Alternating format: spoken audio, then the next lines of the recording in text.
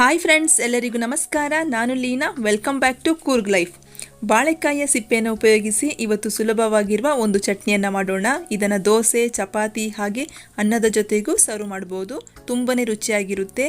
ಹಾಗೆ ಮಾಡುವ ವಿಧಾನವು ಸ್ವಲ್ಪ ಬೇರೆಯಾಗೇ ಇದೆ.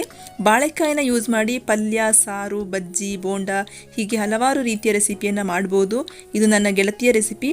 ಇದನ್ನು ಹೇಗೆ ಮಾಡೋದು ಅಂತ ನೋಡೋಣ ಬನ್ನಿ.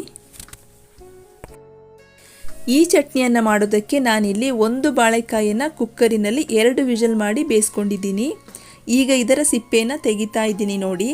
ಹಾಗೆ ಇದರ ತಿರುಳನ್ನು ಬೇರೆ ಸಾಂಬಾರು ಮಾಡೋದಕ್ಕೆ ಯೂಸ್ ಮಾಡ್ಕೊಳ್ತೀನಿ. ಇನ್ನೊಂದು ಕಡೆ ಈ ಚಟ್ನಿಗೆ ಮಸಾಲೆ ಹುರ್ಕೊಳ್ಬೇಕು. ಹಾಗಾಗಿ ಬಾಣಲೆ ಕಾಯೋದಕ್ಕೆ ಇಟ್ಟಿದ್ದೀನಿ. ಬಾಣಲೆ ಬಿಸಿ ಆದಮೇಲೆ ಇದಕ್ಕೆ 1 ಟೀ ಸ್ಪೂನಷ್ಟು ಆಯಿಲ್ ಹಾಕ್ಕೊಳ್ತೀನಿ. ಆಯಿಲ್ ಬಿಸಿ ಆದಮೇಲೆ ಇದಕ್ಕೆ 1 ಟೀ ಸ್ಪೂನಷ್ಟು ಉದ್ದಿನ ಬೇಳೆ ಅಥವಾ ಉದ್ದಿನ ಕಾಳನ್ನು ಹಾಕ್ಕೊಳ್ತೀನಿ. ಹಾಗೆ ಇದರ ಜೊತೆಗೆ ಸ್ವಲ್ಪ ಕರಿಬೇವಿನ ಎಲೆಗಳನ್ನು ಹಾಕ್ಕೊಂಡು ಖಾರಕ್ಕೆ 2 ರಿಂದ 3 ಬ್ಯಾಡಗಿ ಮೆಣಸನ್ನು ಹಾಕ್ಕೊಳ್ತೀನಿ.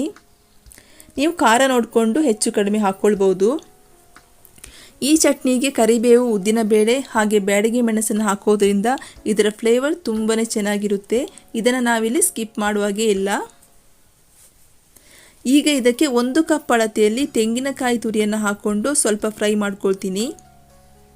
ನಾವಿಲ್ಲಿ ಫ್ರೈ ಮಾಡಿರುವ ಮಸಾಲೆ ಎಲ್ಲವೂ ತಣ್ಣಗಾದ ಮೇಲೆ ಇದನ್ನು ಒಂದು ಮಿಕ್ಸಿ ಜಾರಿಗೆ ಹಾಕ್ಕೊಳ್ತೀವಿ.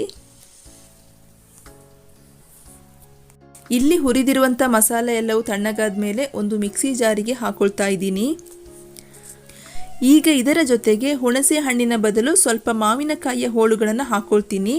ಮಾವಿನಕಾಯಿಯ ಸೀಸನ್ ಆಗಿರೋದ್ರಿಂದ ಇದನ್ನು ಯೂಸ್ ಮಾಡ್ಕೊಳ್ತೀನಿ. ಹಾಗೆ ಬೆಂದಿರುವ ಬಾಳೆಕಾಯಿ ಸಿಪ್ಪೆಯನ್ನು ಹಾಕ್ಕೊಂಡು ರುಚಿಗೆ ಬೇಕಾಗುವಷ್ಟು ಉಪ್ಪನ್ನು ಸೇರಿಸ್ಕೊಳ್ತಾ ಇದ್ದೀನಿ. ಈಗ ಇದಕ್ಕೆ 3/4 ಕಪ್ನಷ್ಟು ನೀರನ್ನು ಸೇರಿಸಿ ಫೈನಾಗಿ ಗ್ರೈಂಡ್ ಮಾಡ್ಕೊಳ್ತೀನಿ.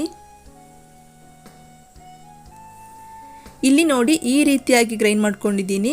ಈಗ ಇದನ್ನು ಒಂದು ಸರ್ವಿಂಗ್ ಬೌಲಿಗೆ ಹಾಕ್ಕೊಳ್ತಾ ಇದ್ದೀನಿ.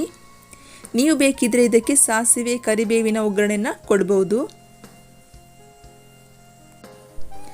ಬಾಳೆಕಾಯಿಯನ್ನು ಮನೆಗೆ ತಂದಾಗ ಇದರ ಸಿಪ್ಪೆಯನ್ನು ಬಿಸಾಡದೆ ಈ ರೀತಿಯಾಗಿ ಚಟ್ನಿಯನ್ನು ಮಾಡ್ಕೊಳ್ಳಿ ಅಂತ ಹೇಳ್ತಾ ಇವತ್ತಿನ ರೆಸಿಪಿ ನಿಮಗೆಲ್ಲ ಇಷ್ಟ ಆಯಿತು ಅಂದ್ಕೊಳ್ತೀನಿ. ಇಷ್ಟ ಆದರೆ ಒಂದು ಲೈಕ್, ಶೇರ್, ಕಮೆಂಟ್ ಮಾಡಿ.